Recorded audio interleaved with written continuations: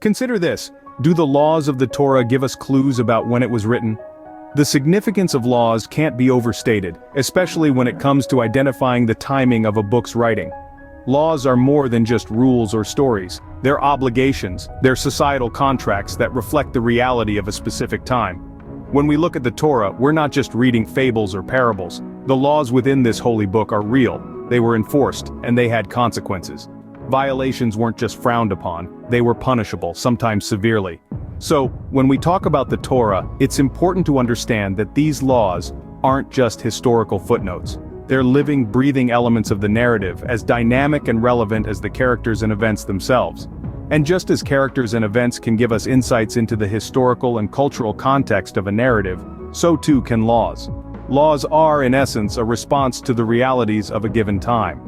They address the issues, the conflicts, and the needs of the society they originate from. They reflect the morals, the ethics, and the values of a people at a specific point in their history. So when we read the laws of the Torah, we're not just learning about what was right and wrong in that time and place. We're getting a glimpse into the reality of that era. We're seeing what issues were important, what conflicts were prevalent, and what societal norms were in place. Therefore, the Torah's laws are not just a record of the past, but a mirror reflecting the reality of the time they were written. They're a key that can unlock our understanding of when the Torah was written, bringing us closer to the truth of this ancient and sacred text. What historical events do the Torah's laws refer to? This question opens a fascinating exploration into the intertwined nature of law and history within the Torah. The Torah, far from being a mere collection of religious stories, is rich with laws that reflect a specific historical context. These laws, obligatory and enforceable, resonate with the realities of the time they were written. We see, for instance, that the Torah's laws are intrinsically tied to historical events, serving as commemorative markers and the basis for established holidays. The Exodus from Egypt, the wanderings in the desert, these significant events find their echoes in the laws of the Torah. However, it's crucial to note that these laws do not reference events of later periods. They are firmly anchored in the realities and experiences preceding the death of Moses. This absence of later events is not a mere oversight. Instead, it sheds light on the Torah's historical authenticity, underscoring its genesis in a specific era. The Torah's laws are not arbitrary regulations, they are historical texts in their own right, capturing the zeitgeist of an era long past. They reflect the experiences of the people, their trials and tribulations, their victories and their hopes. They also serve as a testament to the events that transpired before Moses' death. In a way, the laws of the Torah are a historical narrative, as much as they are a moral and legal code. In essence, the Torah's laws are deeply intertwined with history. They serve not just as guidelines for moral and societal conduct, but also as windows into a bygone era. They are a record of the historical events that shaped the lives of the people, their beliefs and their traditions. The Torah's laws, thus, serve as a testament to the events that transpired before Moses' death.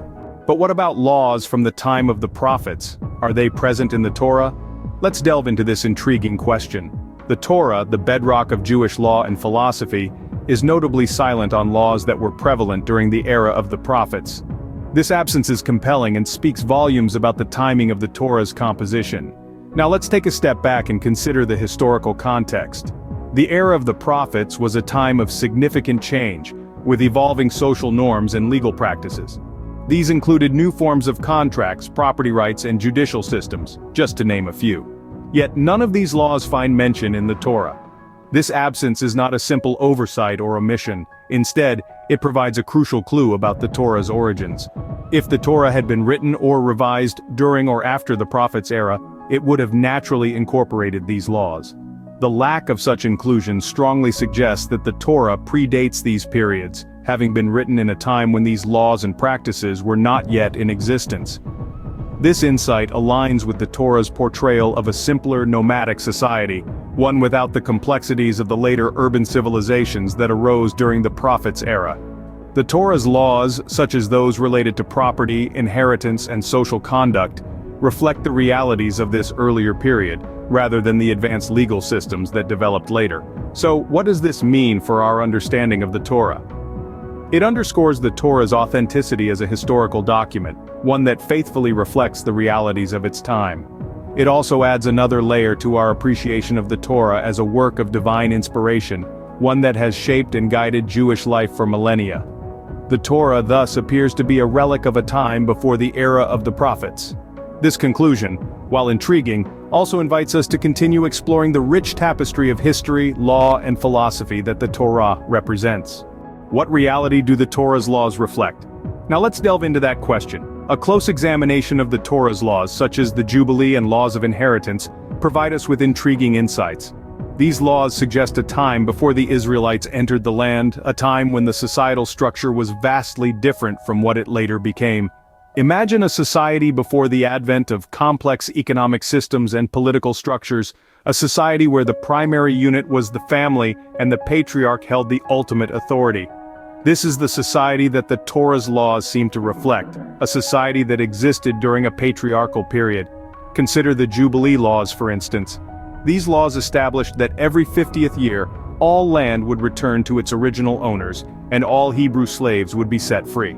These laws underscore the importance of maintaining familial land ownership and preventing the extreme accumulation of wealth by a few individuals. These principles align with a society where land ownership was closely tied to family units and where wealth distribution was a major concern. Similarly, the laws of inheritance in the Torah also point towards a patriarchal society. The laws stipulate that inheritance should pass from fathers to sons, again emphasizing the centrality of the family unit. These laws would have been of paramount importance in a nomadic society where family ties and lineage were the primary determinants of wealth and status. These laws therefore appear to be a reflection of a society that was far removed from the complexities of later eras. They provide a snapshot of a period before the Israelites entered the land, a time when society was guided by patriarchal norms and where the family unit was the cornerstone of social structure. The Torah's laws, therefore, are a window into a society far removed from the complexities of later eras. Opening, how do the Torah's laws align with the customs of its era? In exploring the Torah's laws, we find that they are not just rules set in stone, but living, breathing reflections of the era in which they were written. They mirror the customs, societal structure, and legal practices of the Middle Bronze Age with uncanny accuracy. They paint a vivid picture of this period in history. Contrast this with the Iron Age, a period marked by significant advancements in technology, economy, and social organization. Here we find a disconnect. The Torah's laws do not align with the customs and legal practices of this later period, further underscoring that the Torah is very much a product of the Middle Bronze Age. Closing. The Torah, thus, is a faithful representation of the customs and legal practices of the Middle Bronze Age. So what does all this tell us about the timing of the Torah's writing? We've journeyed through the intricacies of the Torah's laws, seen how they resonate with historical events of a bygone era, and noted the striking absence of laws pertinent to the time of the prophets. We've discovered that the Torah's laws, like the Jubilee and those of inheritance, seem to have been enacted before the Israelites entered the land, reflecting a patriarchal, nomadic society devoid of complex economic and political structures.